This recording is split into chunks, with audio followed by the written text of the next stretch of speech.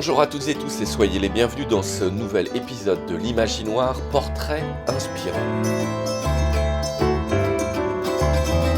L'Imaginoire est une émission dont le but est de donner la parole aux déficients visuels, trop souvent exclus du débat public, mais aussi de créer du lien entre les déficients visuels et le grand public.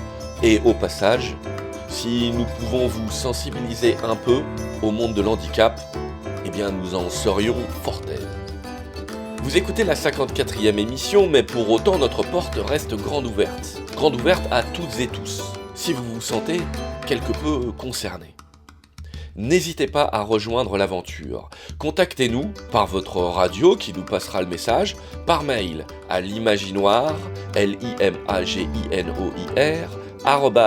@lilo.org, ou via les réseaux sociaux. Trouvez-nous sur Facebook, Instagram ou encore YouTube.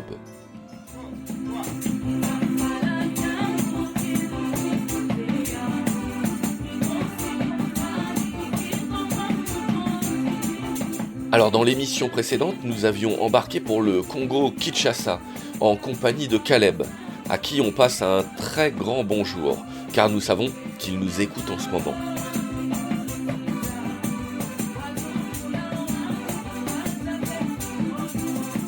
Eh bien aujourd'hui, on vous emmène à La Réunion, à la rencontre de Jean-Philippe Sevagami. Bonne écoute, bonne balade. Bonjour Jean-Philippe Sevagami. Nous souhaiterions aujourd'hui un peu mieux vous connaître. Est-ce que vous pouvez nous raconter votre vie ? Bonjour, moi c'est Jean-Philippe Sevagami. Je suis originaire de la rivière Saint-Louis à l'île de la Réunion. J'ai été auparavant voyant, malvoyant et non-voyant. Dans les années 89, j'ai commencé à moins percevoir en acuité visuelle. Quel âge vous aviez alors en 89 ? En 89, j'avais 20 ans, je dirais. Et je commençais donc à être malvoyant, reconnu en tant que malvoyant. Donc j'ai dû aller vers des établissements spécialisés parce que dans les écoles, c'était plus possible. Au lycée, tout ça, c'était plus possible.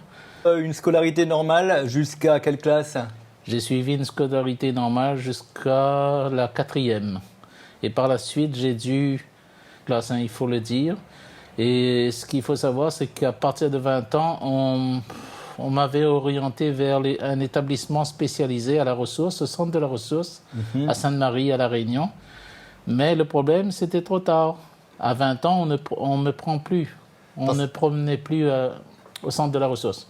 À la ressource, ils sont censés faire quoi ? Ils aident les jeunes à finir leurs études, à obtenir un diplôme, c'est ça ? Oui, tout à fait. Et à partir de 20 ans, il y a un suivi qui se fait dans les établissements extérieurs. Mais moi, vu que j'avais 20 ans, on ne pouvait pas me prendre. Donc, j'ai été en métropole, suivi une formation en vue de l'obtention d'un diplôme, d'un brevet professionnel sur l'horticulture. Oui. Et à partir de là, j'étais toujours malvoyant. C'était la première fois que vous alliez en métropole ? Oui, tout à fait, oui. Et c'est là que j'ai vu aussi Paris, j'ai pu découvrir les Côtes d'Armor, la Vendée, la Normandie. C'était vraiment le week-end surtout. La semaine, c'était la formation et le week-end, la détente. Oui, à cette époque-là, si je comprends bien, à 20 ans, vous aviez encore un peu de vue. Oui, donc, oui, tout à fait. Qu'est-ce que vous avez perçu de cette France dans laquelle vous avez débarqué ? Oh, ben c'était beau. C'était beau, la Tour Eiffel, le bateau-mouche. Même le paysage de la Vendée, le Sable d'Olonne, la Normandie, Coutances, ou même Plénichegon où j'étais en formation. C'était vraiment le milieu agricole. C'était beau à découvrir tout ça. J'ai jamais regretté. Vous n'avez pas souffert un peu de la solitude parce que ça vous éloignait de votre famille, de vos amis ? Pas du tout, parce qu'avant, moi, j'étais timide. Il faut savoir que moi, j'ai été timide et quand j'étais vivre en métropole, il faut savoir, ma timidité est passée. Ouais. Parce que j'ai su alors que j'avais pu être en contact avec les non-voyants, les malvoyants. Le fait d'être en contact avec eux m'a permis d'enlever ma timidité. À partir de là, je m'étais dit, je suis dans le monde actif, je suis loin de ma famille, je peux faire mon ménage comme tout le monde, gérer mes affaires, gérer mon appartement, mon argent comme tout le monde, j'ai un salaire comme tout le monde. Et la vie a commencé à partir de là. D'accord, ça vous a enlevé éventuellement les complexes que vous aviez. J'imagine qu'à un moment donné, vous vous sentiez vraiment dépendant des autres et là, vous avez acquis une certaine indépendance. Tout à fait. Une certaine autonomie surtout, oui.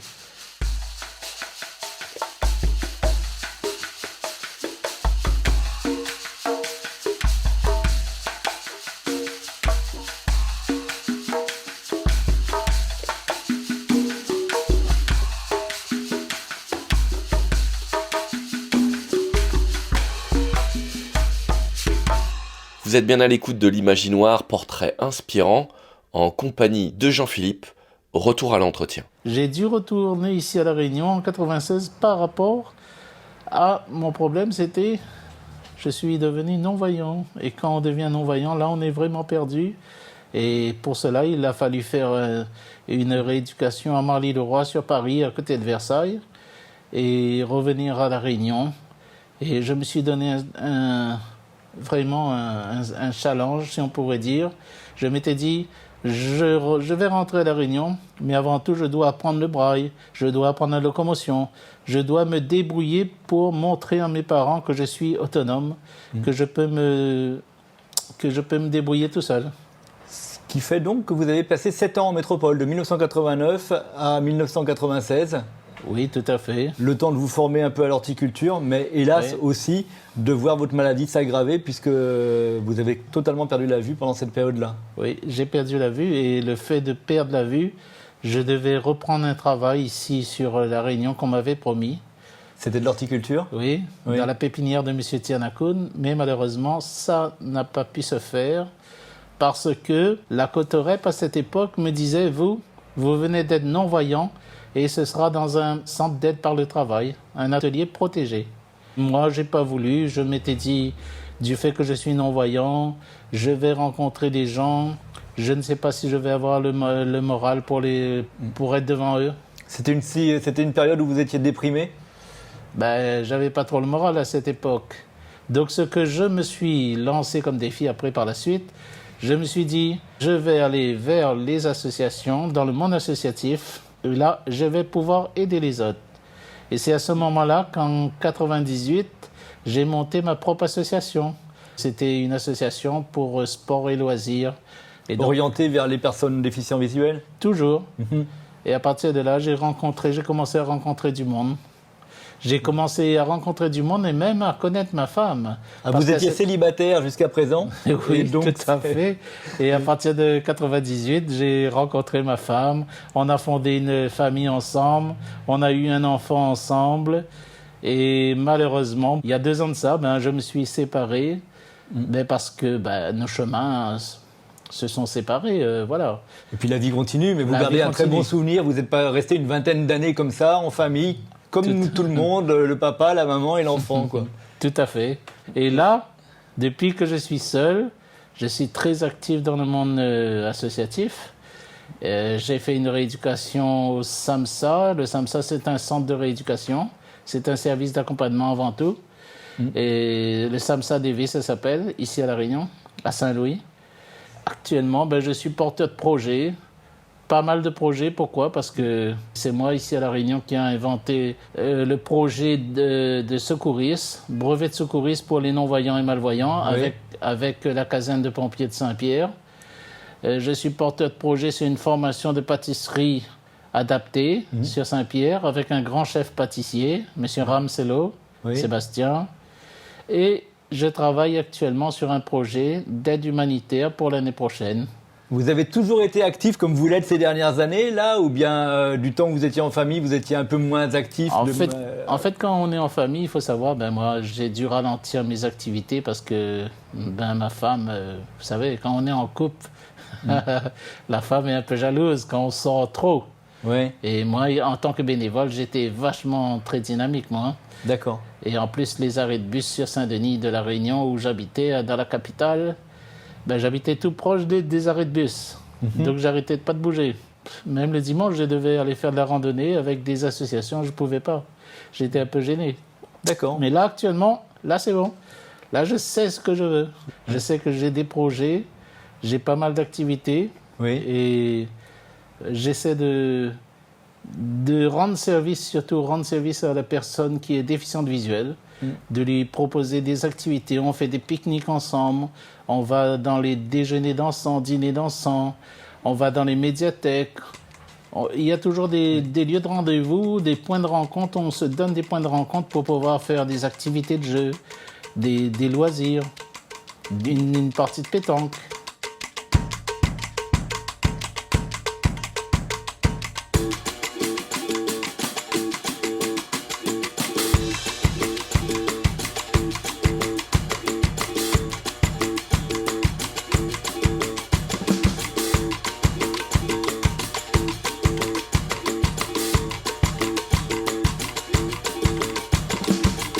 Alors comme vous l'aviez certainement constaté, l'interview du jour n'a pas été réalisée par un membre de l'Imaginoire. Notez bien que nous aurions adoré partir à La Réunion pour le faire, mais question budget, c'était un peu serré. Alors, nous avons demandé aux médias alternatifs Parallèle Sud de le faire pour nous. Et donc avant de retrouver Jean-Philippe pour la suite de son entretien, on passe le micro à Franck Cellier de Parallèle Sud qui va nous expliquer ce qu'est ce média alternatif. Bonjour, je suis Franck Cellier. J'ai cofondé Parallèle Sud avec 3 autres journalistes. C'était il y a un peu plus de 2 ans maintenant. Et nous faisons vivre ce média alternatif avec beaucoup d'envie et de bénévolat, il faut bien l'avouer. On cherche notre modèle économique et on ne désespère pas de le trouver. Et Parallèle Sud, c'est un média qui veut parler de l'actualité vue au plus proche des gens. C'est pour ça qu'on s'appelle Parallèle Sud, parce que c'est une actualité du Sud par rapport à ce qu'on peut entendre dans les médias du Nord. Et Parallèle, c'est quelque chose comme un chemin de traverse. Et sur ce chemin, nous avons décidé d'ouvrir l'expression à quiconque a besoin de parler. Et c'est comme ça que nous avons rencontré Jean-Philippe Sevagami et vraiment l'expérience a tout de suite matché parce que il apporte en tant que journaliste amateur son vécu de personnes non-voyantes. Donc ça nous permet de développer un journalisme différent de ce qu'on peut voir ailleurs où on essaie de comprendre comment vivent les gens qui nous entourent. Et maintenant, depuis plusieurs mois, Jean-Philippe a créé cette chronique dans le noir. On imagine bien ce que ça peut être. On ferme les yeux et on est dans la peau d'une personne non-voyante, autant quand elle fait du sport que quand elle fait une recette de cuisine, que quand elle essaie de se débrouiller dans la vie de tous les jours, dans la circulation ou quand elle va au spectacle. Voilà, c'est un des aspects de Parallèle Sud, mais il y en a beaucoup d'autres que je vous invite à aller découvrir tout simplement visitant notre site sur internet parallèlesud.com. Un événement spécial qu'on est en train de faire, monsieur Jean-Philippe Sevagami. Un événement spécial de fabrication de gâteaux, événement spécial anniversaire. Et c'est l'anniversaire à qui aujourd'hui? Joyeux anniversaire, Jean-Philippe. Super, c'est ça. C'est ça. Ouais.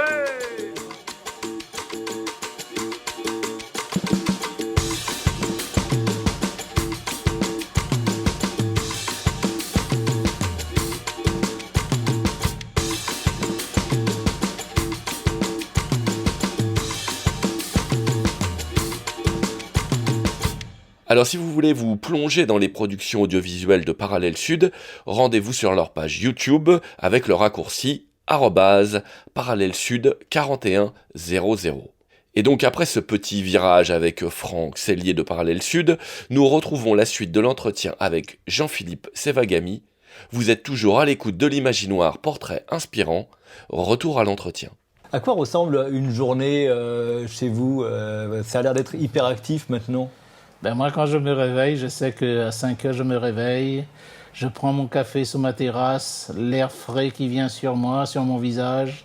À partir de là, j'écoute mes infos. Et à partir de 8 heures, je me mets dans le monde associatif. Et là, c'est les mails, c'est réponses des mails ou lancer des mails. Et puis, à partir de là aussi, je suis 3 fois par semaine dans ma salle de sport. Salle de musculation. Oui. Je suis le seul non-voyant dans la salle de sport. Et le samedi, je fais du goalball avec handisport. D'ailleurs, nous sommes en train de préparer notre concours. On est invité à participer dans la fédération en Martinique. Voilà. Et toutes ces activités sont à titre bénévole. Vous n'avez pas pu, à un moment donné, trouver un métier rémunéré ? Non, j'ai pas voulu parce que moi j'ai été avant, en 98, vice-président de mon association que j'ai mis en place. Et par la suite, j'ai été administrateur dans d'autres associations. Mais le problème, j'ai constaté qu'on se tire tous dans les pattes les uns les autres. Et aujourd'hui, si je suis tout seul dans des projets, je mène des projets avec des gens, mais je préfère être sans titre associatif. Je suis plus libre et je sais ce que je veux, je sais ce que je vaux aussi. Je sais aujourd'hui que je suis quelqu'un qui est très déterminé, qui est très motivé par pas mal d'actions. Et donc actuellement, ce que je veux, c'est faire plaisir à tout le monde, c'est donner mes idées, c'est partager mes idées, c'est transmettre mon savoir-faire et dire aux gens que je suis là et qu'ensemble nous avançons comme ça. C'est vrai que main dans la main. Vous transpirez le dynamisme, hein. On vous voit, comme je l'ai dit tout à l'heure, un peu hyperactif. Mais c'est quoi dans votre moteur qui vous motive comme ça ? C'est la détermination. D'ailleurs, j'ai été invité à Marseille, à l'IRSAM de Marseille, pour pouvoir parler de ma détermination. Et ça fait plaisir parce que c'est là qu'on rencontre d'autres gens comme soi. J'ai rencontré, on était à 6 binômes, et il y avait 6 personnes handicapées donc, et chacun a leur témoignage, chacun a quelque chose à transmettre. Et moi, j'avais quelque chose aussi à transmettre pour nous, les déficients visuels. Et c'est pour ça qu'actuellement, moi, je suis souvent dans les journées de sensibilisation.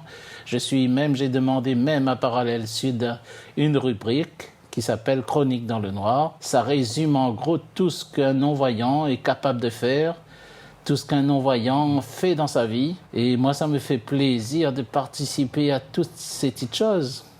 Et même chez moi, je me suis adapté parce que chez moi, c'est comme une maison robotisée. Il y a toute la technologie, il y a mon Google, Alexa, ma télé intelligente, il y a mon ordinateur synthèse vocale. Et vous apportez beaucoup de soutien aux gens qui, comme vous, partagent un handicap, mais vous avez aussi un message à apporter aux valides. Et c'est ça aussi que vous ouvre Parallèle Sud. C'est que chaque jour, vous êtes lu par des personnes qui n'étaient pas forcément sensibles au problème de la malvoyance, non-voyance ou du handicap. Qu'est-ce que vous avez envie de leur dire aux gens ?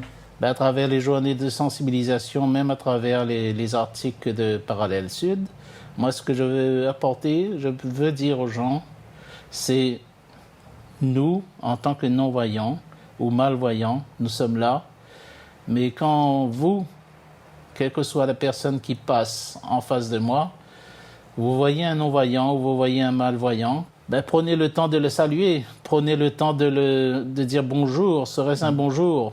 Monsieur, est-ce que vous avez besoin de notre aide ? Est-ce que vous avez besoin que je vous aide ? Prenez ce temps, faites un geste à cette personne-là, peut-être pas lui sourire, vous pouvez lui sourire et peut-être pas il verra pas votre sourire, mais au moins vous allez lui parler. Oui, bien sûr, il faut pas être ignorant.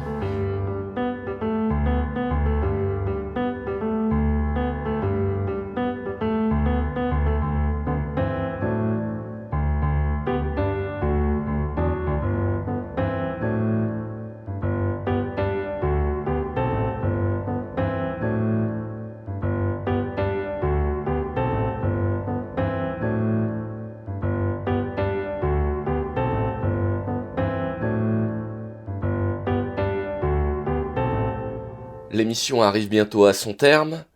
Nous allons donc retrouver une dernière fois Jean-Philippe, qui va, entre autres choses, nous parler de son projet à Madagascar. Alors, restez à l'écoute de l'Imaginoire, portrait inspirant, retour à l'entretien. Je vois aussi que vous essayez de faire bouger les choses. Vous visitez, par exemple, des sites touristiques. Ça aussi, c'est une autre mission. Est-ce que vous trouvez que la Réunion évolue un petit peu dans l'accessibilité aux personnes handicapées ? La Réunion, c'est vrai que ça avance un petit peu, ça a avancé, mais on a encore beaucoup de choses à faire.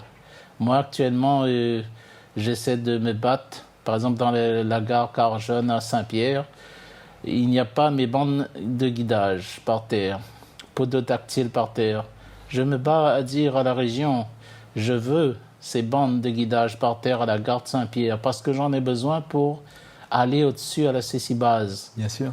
Mais malheureusement, j'envoie le courrier. J'ai pu envoyer le courrier au moins 4-5 fois, mais pour l'instant, 0. Donc voilà, il y a encore beaucoup à faire pour être entendu. Et là, vous parlez en fait beaucoup de votre activité. Quand Jean-Philippe Sévagami se repose, quand il s'amuse, c'est quoi sa vie de loisir ? Ma vie de loisir, c'est les pique-niques, partager avec les amis. Et les amis qui sont voyants, non-voyants, malvoyants. Comme demain soir, je m'en vais à un dîner dansant que j'ai organisé avec des amis. Moi j'organise souvent le transport. Et là, c'est mon plaisir, c'est d'arriver sur place. Et j'adore danser, j'adore m'amuser, j'adore la fête. C'est pas parce que je ne vois pas que j'aime pas m'amuser, au contraire.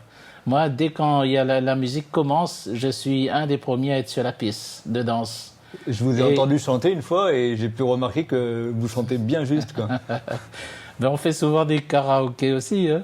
Voilà. Peut-être un mot sur le projet qui vous tient le plus à cœur, celui avec Madagascar. Ça avance ? Le projet de Madagascar, depuis 20 ans, j'en ai rêvé. Parce qu'avant, comme je l'ai toujours dit, quand on est non-voyant, on a du mal à être guidé. Il faut être guidé par les autres. Donc ce projet dort dans mes tiroirs depuis 20 ans. Et là, du fait que je suis au SAMSA DV de Saint-Louis, donc à partir de là, je profite que je sois au SAMSA pour pouvoir faire ce projet. Parce qu'il y a au moins 2 professionnels qui vont avec nous. On est à 3 bénéficiaires et 2 professionnels. 2 professionnels du SAMSA qui vont nous accompagner pour le mois de mai. Et vous allez où au mois de mai ? Vous allez rencontrer qui et vous allez leur apporter quoi ? On va avant tout dans une école religieuse. Il y a 52 enfants, non-voyants, malvoyants. 52 enfants de 11 régions différentes de Madagascar. Et ce sont des primaires, collèges, lycées. Notre but, c'est d'aller sur place avec eux, rester sur place pendant une semaine avec eux. On va pouvoir échanger les initiés au braille, les initiés au niveau de la canne blanche, la locomotion, leur montrer comment réparer une canne, comment se servir d'un téléphone, d'un iPhone, quel que soit d'un ordinateur portable. Nous allons leur porter aussi des livres en audio. Nous allons également leur donner des jeux. Tout sera donné, hein, des jeux de société adaptés. Tout sera adapté, c'est que du matériel adapté que nous allons porter avec eux. Par exemple, nous allons apprendre au personnel comment se servir d'une balance parlante de cuisine parlante, un tensiomètre, un thermomètre parlant. Voilà. Merci, je crois que vous êtes la preuve vivante que malgré le handicap, malgré sans doute quelques coups durs, vous êtes arrivé à vous épanouir totalement. Oui, j'essaye. Hein. Voilà, moi j'ai toujours dit, il faut montrer ses talents, mais ne pas se renfermer sur soi-même. Ne pas broyer du noir, comme j'ai toujours dit. Ne pas rester dans le noir. On est déjà dans le noir. Il faut pas non plus s'enfoncer dans le noir. Il faut sortir, être vivant, montrer aux gens qu'on existe et ce qu'on est capable de faire, surtout. Voilà. Merci beaucoup. Pas de quoi. Merci à vous.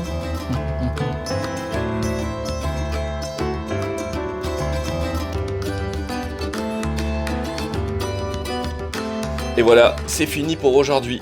Merci à Jean-Philippe, merci à Franck de Parallèle Sud. Retrouvez donc les productions de ce média alternatif sur YouTube. Cherchez et trouvez-les avec le raccourci @parallèlesud4100.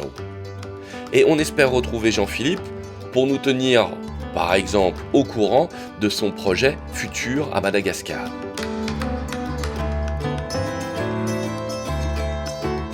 Et comme dit au début de l'émission, l'Imaginoire est pensé et réalisé par des familles touchées par la déficience visuelle.